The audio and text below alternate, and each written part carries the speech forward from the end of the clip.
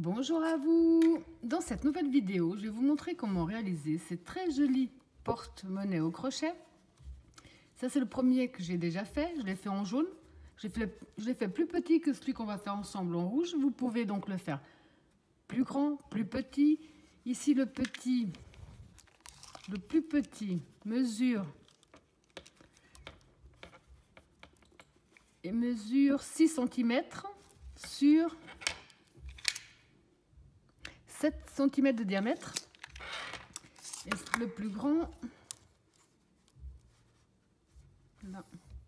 fait 10 et aussi sur 7. J'ai fait exactement la même base.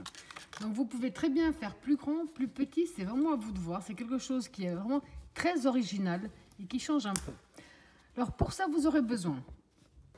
Ici pour le jaune, j'ai besoin de... Donc j'ai pris comme d'habitude pour les accessoires du fil coton 3 de fil d'art couleur jaune. Vous allez avoir besoin de la moitié de la pelote pour cette petite taille. Vous aurez également besoin de ce genre de fermoir dessiné exprès au porte-monnaie. Vous pouvez prendre, donc, comme on va partir sur une base ronde, prenez une base ronde, plus grande ou plus petite, vous pourrez toujours adapter le fond à votre fermoir, il n'y a pas de souci. Donc les fermoirs, ici j'ai également besoin d'une pelote du rouge de fil coton 3 de fil d'art, également un fermoir. J'ai besoin également de fil invisible, mais ça c'est à vous de voir. Quand on va faire les coutures ici, là on voit qu'on ne voit pas mes coutures.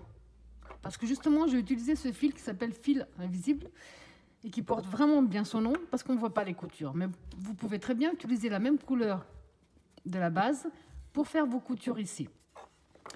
D'habitude, le fil coton 3, je le travaille avec le crochet numéro 3. Là, je voulais quelque chose de plus serré, de plus solide. Donc, je l'ai travaillé avec le crochet numéro 2. Alors, comme d'habitude, dans la description de ma vidéo, autant vous trouverez le lien direct pour la main droite que pour la main gauche, autant vous trouverez tous les liens pour les cotons et les fermoirs. Cercle magique. On positionne bien son fil dans ce sens-là. On fait le tour de son doigt. On passe ici sous notre premier, on va chercher l'autre, on le ramène devant. Avant de lâcher notre doigt, on va faire une première maille serrée qui ne comptera pas. Là, on peut retirer le doigt. On va travailler à l'intérieur du cercle.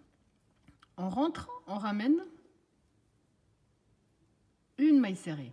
On rentre, on ramène, un jeté, une deuxième. Nous allons faire 6 mailles serrées à l'intérieur. 3, 4, 5, 6. Là, on va fermer légèrement le cercle. On fermera mieux après. Pour le deuxième tour, vous avez compris qu'on va simplement faire les augmentations traditionnelles au crochet. Ça veut dire qu'on va faire 2 mailles serrées dans chaque maille serrée que nous avons. Donc on rentre ici dans la première. On profite pour coincer le fil avec. Et là on fait la première. Une. On positionne notre repère de suite. On retourne dans le même espace, on fait une deuxième. Maille serrée suivante, on fait également 2 mailles serrées à l'intérieur. Maille serrée suivante, donc on a commencé avec 6 mailles serrées, on va finir avec 12.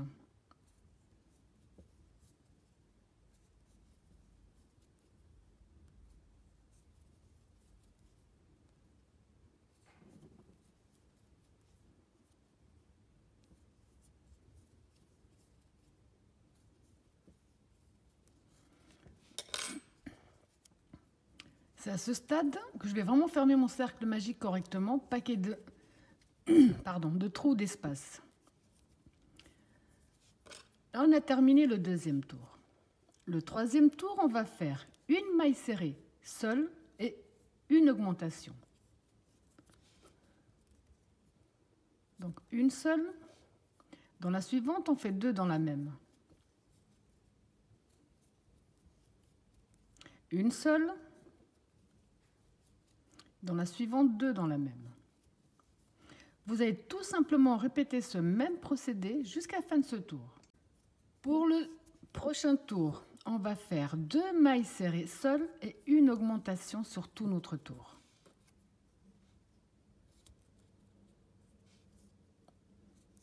Donc 2 mailles serrées seules, une augmentation. 2 mailles serrées dans la même. 2 mailles serrées seules, une augmentation. Et vous allez répéter ce même procédé jusqu'à la fin de ce tour. On vient de terminer le tour avec 2 mailles serrées seules, une augmentation. Donc le prochain tour, vous avez compris qu'on va faire 3 mailles serrées seules, une augmentation. À chaque nouveau tour, on va faire une maille serrée de plus. Donc là, on va faire 3 mailles serrées seules et une augmentation. 1, 2, 3 mailles serrées seules et une augmentation. 3 mailles serrées seules, une augmentation. Et vous allez répéter ce même procédé jusqu'à la fin de ce tour.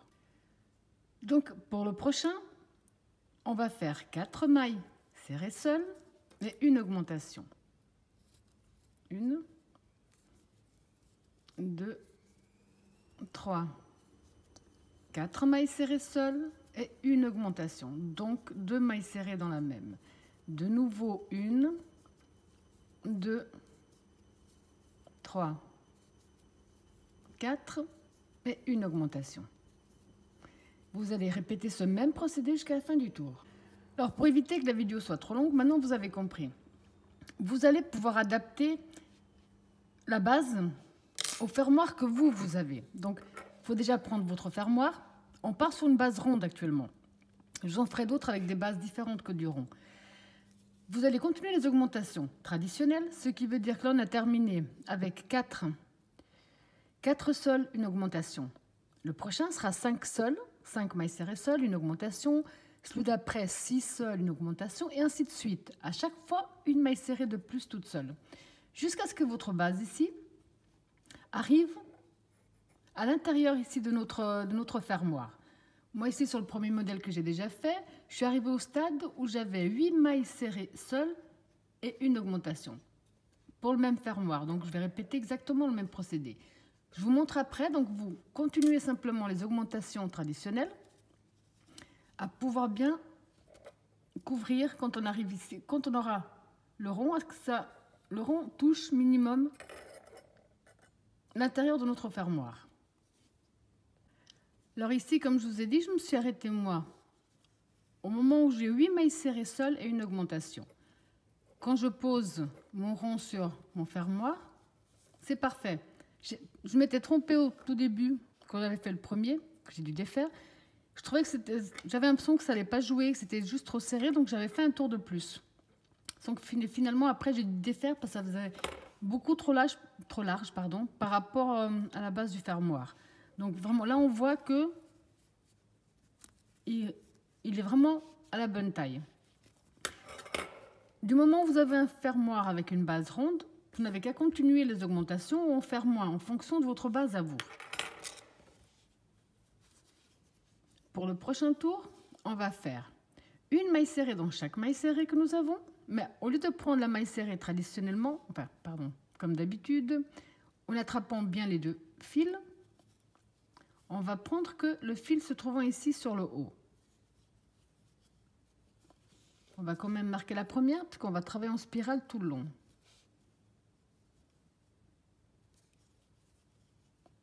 Donc c'est tout simplement une maille serrée dans chaque maille serrée. On va attraper que le fil se trouvant ici sur le haut de la maille.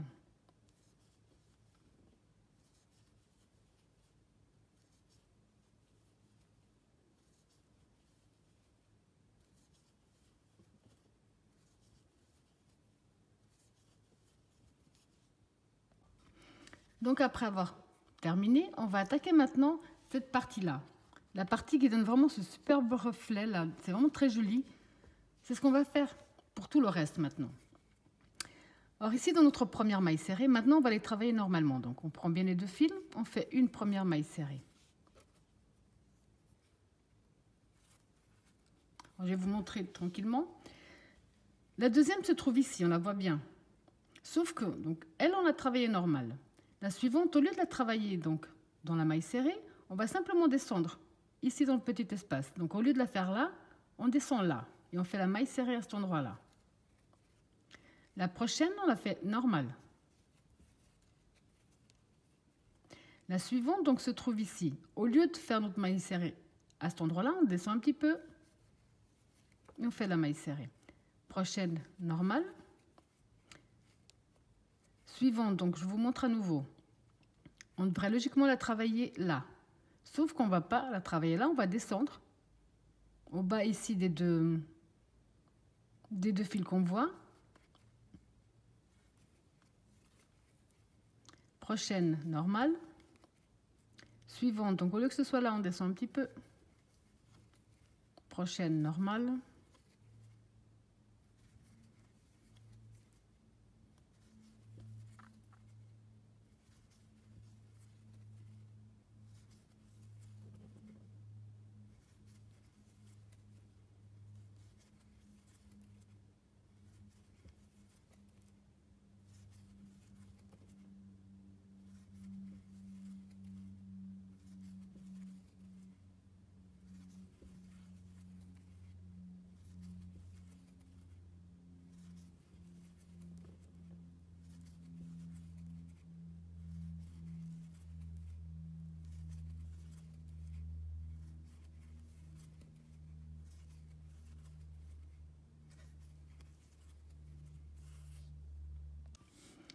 Alors, je vous montre une toute dernière fois parce qu'on va vraiment faire répéter ce que je viens de vous montrer, le nombre de tours que vous désirez, ce qui donnera justement cet effet-là.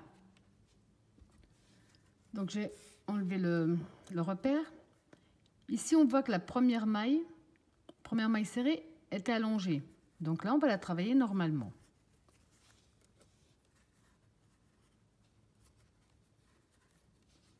Celle devant, on voit qu'on a travaillé normal. Donc, au lieu d'aller dans l'espace de la maille serrée traditionnelle, on descend au bas de la maille serrée. La prochaine, on l'a fait en normal. Là, on voit que celle-là, elle était faite en maille serrée normale, si je puis dire. On descend. On voit qu'elle était allongée, donc on l'a fait normal. On descend juste au bas ici. Donc, normalement, on devrait rentrer là. On descend juste au bas de la maille serrée.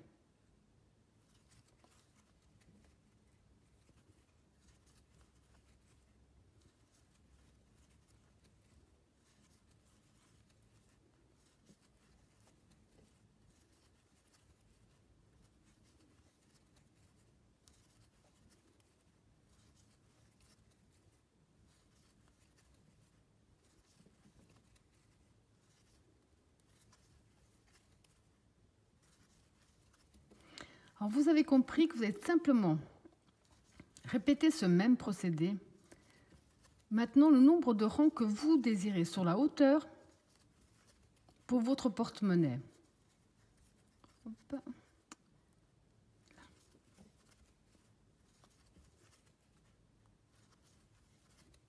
Moi, je vais continuer donc à avancer. Je vais vous montrer comment pouvoir vous baser pour savoir si vous avez la bonne hauteur, la hauteur que vous désirez tout simplement.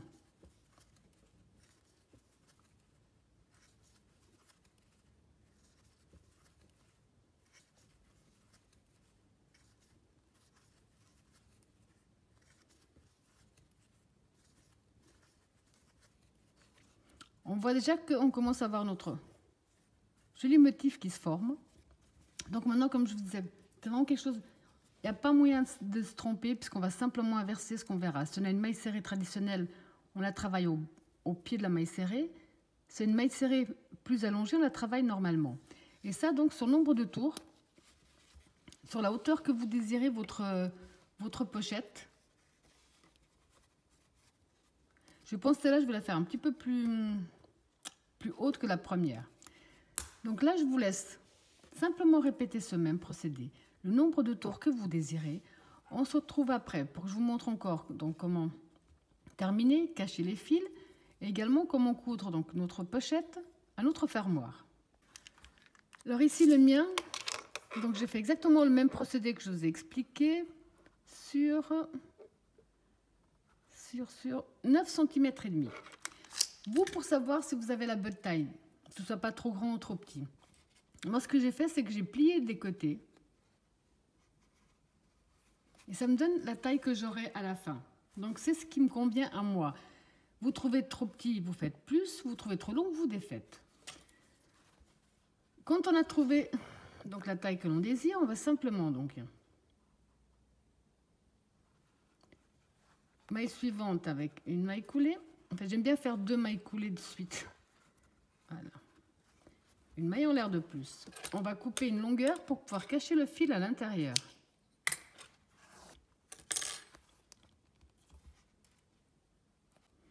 Donc ici, j'ai pris une aiguille à coudre. Et je vais cacher mon fil à l'intérieur de mon travail.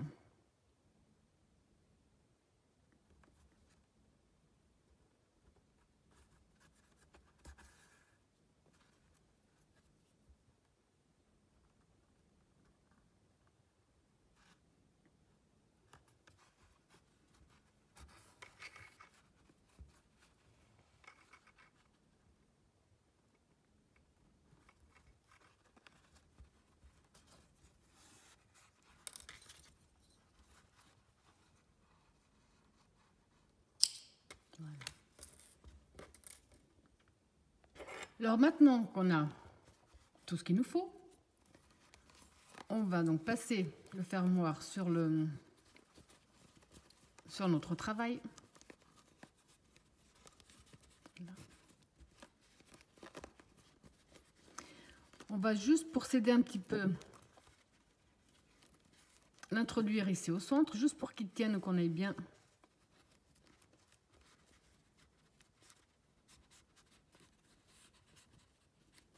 Il n'y a pas besoin que ce soit vraiment bien fixé, on le fera après quand on va commencer les coutures. C'est juste pour que ça nous aide. Alors maintenant, c'est à vous de voir, vous avez la possibilité, parce qu'on va devoir coudre. Moi, les miens, mes fermoirs ont que des trous ici à l'arrière. Il y en a certains, ils ont aussi également à l'avant. Vous pouvez, c'est ou prendre la même couleur que votre porte-monnaie, et avec une aiguille à coudre, prendre donc dans la maille et prendre dans le bouton. Ou alors, comme moi j'ai fait, ici, sur le premier, on ne voit aucun fil. Ni de ce côté-là, ni de ce côté-là. Pour ça, j'ai pris ça, qui va pas être évident pour vous montrer. Je sais pas, voilà. C'est du fil invisible, et il porte vraiment bien son nom. Voilà. Où j'ai fait donc un nœud au bout. Et je vais faire mes coutures avec. Alors, on va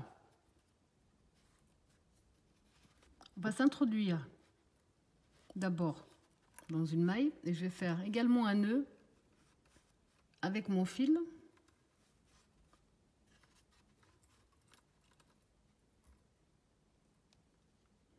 Il est super bien ce fil, mais il porte vraiment bien son nom invisible. Alors au bout d'un moment, c'est vrai que c'est pas évident. Là,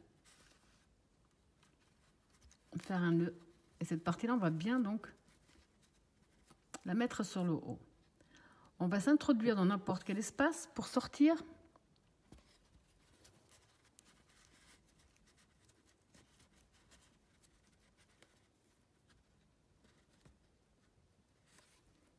Pour sortir donc dans un trou de l'autre côté.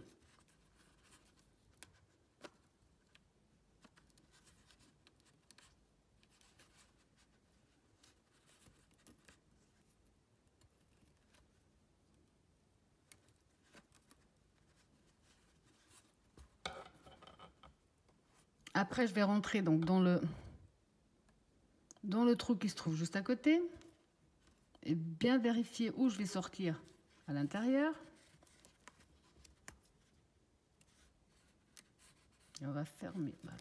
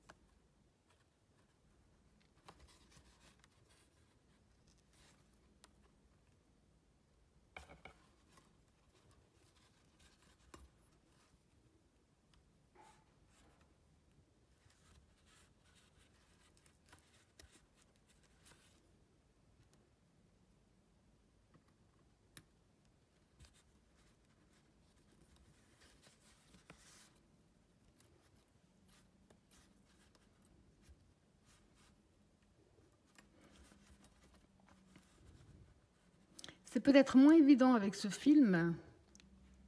Le résultat est quand même...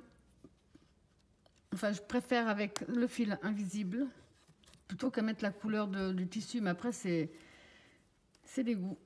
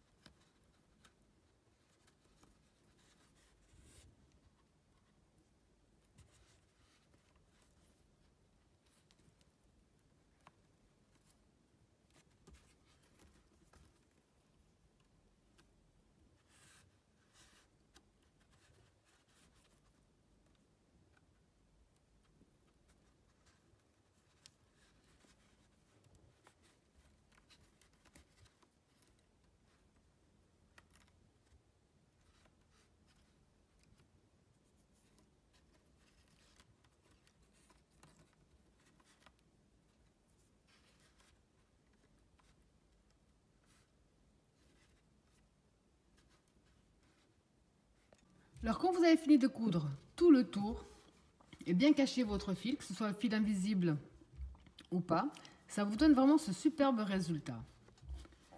Voilà, j'espère que ma vidéo vous a plu et je vous dis à bientôt.